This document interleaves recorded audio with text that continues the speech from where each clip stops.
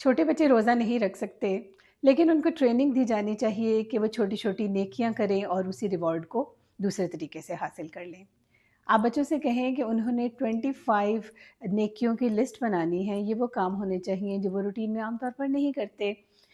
छोटे-छोटे काम इसमें शामिल होते हैं, जैसे उनसे कहें मामा को कोई चीज़ ला के पकड़ा दें, बाबा की हेल्प कर दें, मैं सिबलिंग्स के साथ ज़्यादा काइंड हो जाएँ, किसी पे गुस्सा है उसको माफ़ कर दें, दरूद शरीफ की एक तस्बीह पढ़ लें। ज़्यादा छोटे बच्चे हैं तो कहें अल्लाह अकबर की एक तस्बीह पढ़ लें।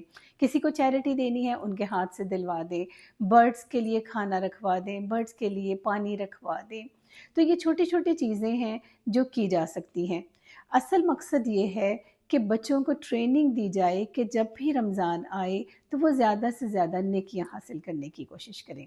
अगर 2, 3, 4 रमज़ान में ये उनकी ट्रेनिंग हो जाती है तो ये सारी उम्र उनके काम आएगी।